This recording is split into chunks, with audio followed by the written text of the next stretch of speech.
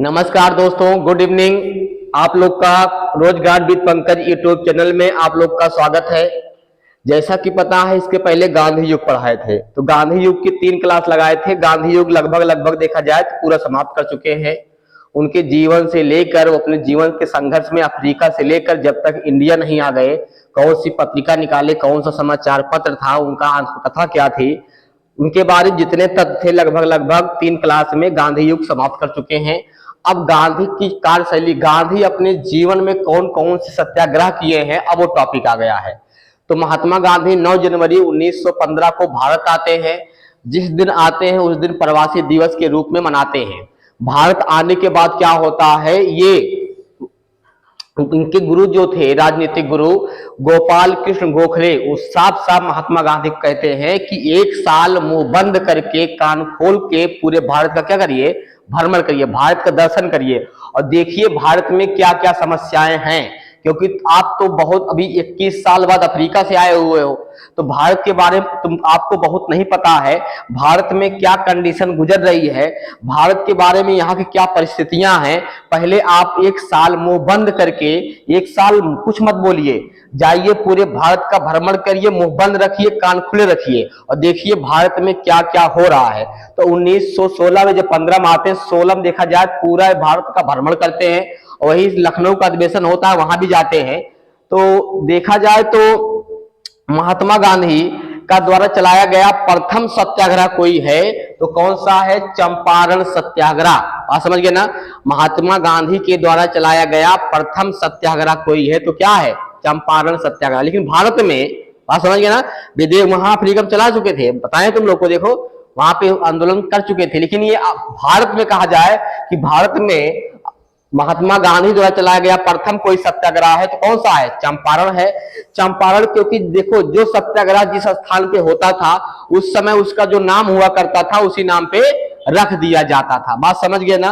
तो ये चंपारण सत्याग्रह जो हुआ था ये बिहार में है। कहां पे है ये, बिहार में है। पूरी गाथा एक बार तुम लोग को बता देते हैं तब समझ में आ जाएगा।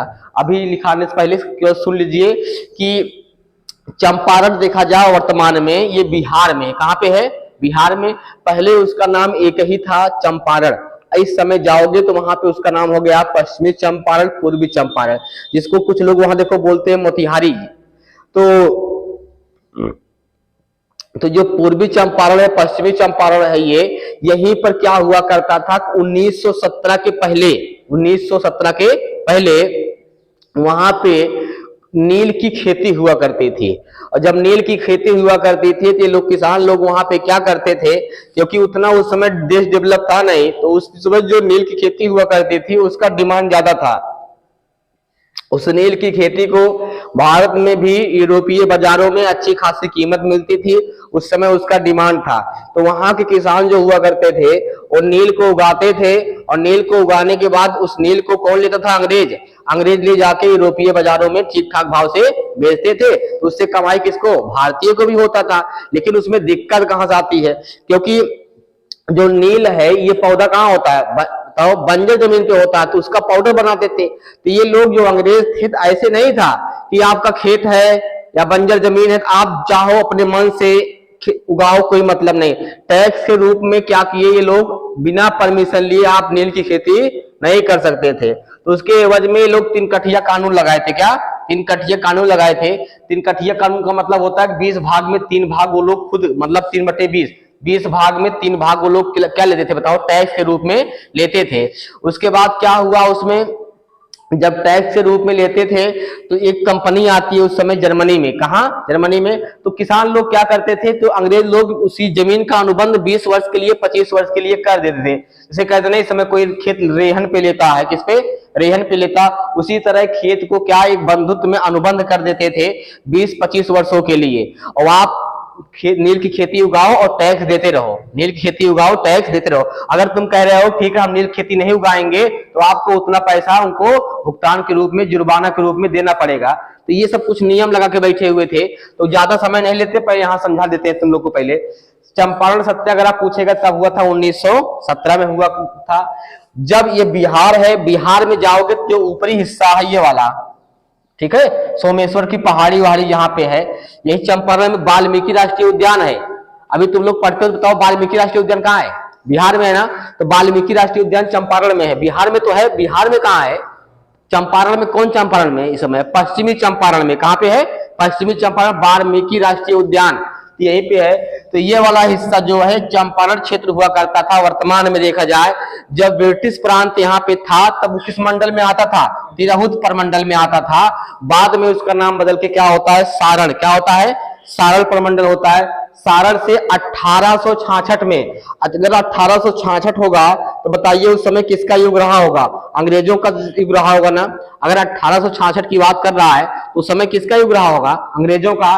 तो 1866 के आसपास क्या होता है, इसके दो टुकड़े होते हैं, एक सारण होता है, एक चंपारण होता है। क्या? सारण। आज भी जाओ देखो, सारण है कहां पे? गोपालगंज के बगल, जहां लालू यादव घर है भोपाल में, गोपालगंज में, उसके ऊपर जाओ वहां मिलेगा सारण। उसके ऊपर जाओगे पूर्वी चंपारण और पश्चिमी चंपारण है। तो सारण जो है ये अपने यूपी से लगा हुआ है। कहां से? यूपी से लगा हुआ है। उनका नाम सुने हो? राजेंद्र प्रसाद, वो सारण के ही थे। कहां के थे? राजेंद्र प्रसाद जो राष्ट्रपति हुए तो वो कहां के थे? सारण के ही थे। 1866 में क्या होता है, इसके दो टुकड़े होते हैं, एक भाग बनता है सारण, एक का नाम होता है चंपारण। यहां ध्यान दो, 1972 में चंपारण के विभिन्न टुकड़े होते हैं, एक का नाम है पश्चिमी चंपारण, एक का नाम क्या है? पूर्वी चंपारण। बताओ अब बिहार में कुल कितने जिले हैं? बिहार में वर्तमान में कुल कितने जिले हैं? 38 जिले। कितने? तो एक तो पश्चिमी चंपारण, पूर्वी चंपारण, गोपालगंज, मोतिहारी, ऐसे ऐसे, मतलब वो सीतामढ़ी, किशनगंज, मतलब ऐसे करके कुल कितने जिले हैं वहां पे बताओ? बक्सर हो गया, वहां पे जाओगे बक्सर मिलेगा, ठीक है। आरा हो गया, बक्सर के बाद आरा मिलेगा, पटना मिलेगा, बेगूसराय मिलेगा, भागलपुर मिलेगा, उसी में मुजफ्फरपुर मिलेगा, छपरा वही आरा का है, ठीक है, उसी आरा छपरा का है। तो ये सारण जो है दो भाग में टूट गया, चंपारण और सारण। चंपारण के भिन्न दो टुकड़े हुए, पश्चिमी चंपारण और क्या हुआ? पूर्वी चंपारण। ये कब टूटा? 1972 में। जैसा कि क्षेत्र में दिख रहा है चंपारण भाग हुआ करता था, तो नील की खेती के लिए, तो उस समय की बात करेगा तो इस इलाके में नील की खेती होती थी। क्या? नील की खेती। किसकी खेती? अच्छे खासे पैमाने पर। और पहली नील फैक्ट्री पूछेगा तो पहली नील फैक्ट्री 12 गांव लगी थी। कहां पे? ये इंपॉर्टेंट क्वेश्चन है, पूछेगा भारत में पहली नील फैक्ट्री कहां लगी थी? 12 गांव, 1813 में। कहां? 1813 में 12 गांव में पहली नील फैक्ट्री लगी थी। 1840 में नील चंपारण का क्या बन गया? मुख्य फसल बन गया। ये कहते हैं यहाँ का मुख्य फसल गेहूं है, यहाँ का धान है, यहाँ का आलू है, यहाँ का केला है, यहाँ का कुछ और है। तो इसी चंपारण की मुख्य फसल क्या बन गई? नील बन गई। क्या? नील। तो 1840 में नील चंपारण का मुख्य फसल बन गया। और जब मुख्य फसल बन गया, सब लोग उगाने लगे, तो जो नील हुआ करती थी, नील एक पौधा हुआ करता था, तो पौधे का क्या बनाते थे? पाउडर। उस पाउडर को बनाकर यूरोपीय बाजार में इसकी भारी मांग थी नील क्या, क्योंकि कपड़ा जो निर्याते नहीं है, तो कपड़ा निर्यात के लिए इस पाउडर की खासी डिमांड थी इसको। यहाँ भारतीय बाजार में, यूरोपीय बाजार में इसका डिमांड बढ़ गया। और जब डिमांड बढ़ गया तो इससे क्या हुआ? अंग्रेज लोग इसको लेने लगे, उसको खरीद के वहां बेचने लगे। तो जो नील का पौधा है, सबसे बड़ी बात यह कि ये बंजर जमीन पे होता है। कहां पे? बंजर जमीन पे होता है। ये नगदी फसल है। क्या? ये तुरंत नगदी फसल, जानते हो ना, जहां तत्काल पैसा मिल जाए, खेत से जब फसल बिक जाए, तो ये नगदी फसल है। इसके लिए क्या होता था? ऐसा नहीं था कि हमारा खेत है, हम अपने मन से नील उगाएं, अंग्रेज से कोई मतलब नहीं। टैक्स के रूप में आपका ही खेत है, सब कुछ है, लेकिन किसानों को अग्रिम भुगतान देना पड़ता था। क्या? किसानों को अग्रिम भुगतान देना पड़ता था। उसके 3 कठिया लगाए थे, 20 भाग में 3 भाग अंग्रेज खुद ही ले लेते थे। बात समझ गए ना? उसके एवज में क्या होता था? जमीन का अनुबंध कर लेते थे, 20 वर्ष के लिए, 25 वर्ष के लिए अंग्रेज। तो हुआ दिक्कत कहां आ गई बताओ? कि 1900 ईस्वी में, कब? जब तक चला तब तक खूब बिकी नील, खूब वहां किसान खूब नील उगाते थे। यूरोपीय बाजार में केवल इकलौता ही था, यहाँ से केवल एक ही माध्यम था कि यूरोपीय बाजार में इस नील का महत्व था, लोग इसको खरीदते थे। तो यहाँ जब माल पैदा, मतलब किसान लोग यहाँ से सामान को उसको पैदा करते थे, पैदा करने के बाद तुरंत यहाँ से बिक जाती थी। लेकिन हुआ क्या, दिक्कत कहाँ आई कि 1900 ईस्वी में जर्मनी में केमिकल डाई का आविष्कार हो गया। अब केमिकल डाई का आविष्कार होने का मतलब ये है कि जहां पे तुम डाल रहे हैं 5 ढक्कन 10 ढक्कन नील डाके नील आ रहे हैं, और जब केमिकल 2 बूंद डालने से हो जा रहा है, तो लोग 2 बूंद वाला पसंद करेंगे ना। बात समझ गए ना? ये सस्ती भी पड़ने लगी, ये महंगी पड़ने लगी। जब इसका कंपनी में, मतलब कहा जाए तो कंपनी आ गई, प्लांट आ गया, और प्लांट बैठा के वही नील का काम एक केमिकल करने लगा। ये लोग केमिकल बना दिए नील की तरह, नील की तरह केमिकल बना के बेचने लगे। वो कंपनी कहाँ की थी? जर्मनी कंपनी थी, और जर्मनी कंपनी थी तो केमिकल डाई का आविष्कार हो गया। और जब केमिकल डाई का आविष्कार हो गया तो एक बूंद डालने से जो काम होता है वहां पे आप एक गिलास आधा गिलास डालने से काम होता है। तो इसका डिमांड बढ़ेगा, किसका डिमांड बढ़ेगा? केमिकल का डिमांड बढ़ेगा ना, कि एक बूंद दो बूंद डाले पूरा काम हो गया, 10-15 कई कपड़ा नीले आ लिए, और यहाँ पता लगा एक गिलास दो गिलास डाल के नीले आ रहे हैं। तो इसका डिमांड बढ़ गया केमिकल का, और जब मांग इसकी बढ़ गया तब क्या हुआ? भारतीय नील का मांग क्या हो जाता है? गिर जाता है। और जब भारतीय माल नील का मांग गिर जाता है तो कोई खरीदेगा? अब यूरोपीय बाजार में पूरे भारत में किसका डिमांड बढ़ गया? जैसे इस समय देखो चाइना मोबाइल का डिमांड है, कोई भी देखो चाइना मोबाइल सस्ती है, अभी कोई मोबाइल लेने जाओ इसे देखो कितना महंगा महंगा है, बड़ा सेट है ना। और चाइना मोबाइल देखो उसमें मल्टीमीडिया व्हाट्सएप है तो 21,000 में बेच रहा है, देखो आता नहीं जियो, देखो बढ़िया बढ़िया सेट आता है, 1500 का रहा उसमें यूट्यूब वीडियो कर रहा है। तो वैसे हुआ करता था कि इन लोग का इनका मांग बढ़ गया और इनका मांग क्या हो गया? घट गया। और जब मांग घट गया तो किसान परेशान हो गए। परेशान क्यों हो गए? क्योंकि फसल उगाने के बाद बिक नहीं रही थी, और जब बिक नहीं रही थी तो अंग्रेज भी भाव देने लगे कि अब तुम्हारी नील का फसल अब नहीं खरीदेंगे, कोई मतलब नहीं। परेशान हो गए ये लोग, ये कहे हमारा खेत छोड़ दीजिए, कहे नहीं छोड़ेंगे। बात समझ गए ना? अब अंग्रेज ज्यादा घाटे में, अंग्रेज कहां जा रहा है? अंग्रेज घाटे में जा रहा है। तो ये 20 वर्ष 25 वर्ष के लिए अनुबंध कर लिया, अब घाटे में जा रहा है अंग्रेज। बात समझ गए ना? जब घाटे में जा रहा अंग्रेज तो जमीन छोड़ने को राजी नहीं था, वो जमीन छोड़ने को राजी नहीं था, और जुर्माना लगा दिए। अब मतलब कि जो चीज मतलब अंग्रेज अब जब घाटे में आने लगा तो जुर्माना क्या लगा दिए कि अगर जिसको अपनी जमीन छुड़वाना है वो पर बीघा 100 रुपया हमको तवान दे। तवान मतलब जुर्माना, क्या दे? 100 रुपया प्रति बीघा हमको तवान दे, अपनी जमीन छुड़ा ले। उसके बाद चाहे गेहूं बोए, चाहे चावल बोए, चाहे धान लगाए, चाहे गेहूं धान चावल कुछ भी, वह नहीं मतलब है। लेकिन कोई फसल अगर नील की खेती छोड़ना चाहता है, नहीं करता है, अपनी जमीन छुड़ाना चाहता है तो हमें 100 रुपया प्रति बीघा क्या करे? जुर्माना दे। तो वो सोच रहा था सब लोग ऐसे देंगे, जो हमारा घाटा हुआ हम क्या देंगे, ठीक ठाक हो जाएंगे, हमारा कोई मतलब नहीं है फिर। तो इसीलिए लगा दिए जुर्माना, लगा दिए कितना? 100 रुपया प्रति बीघा।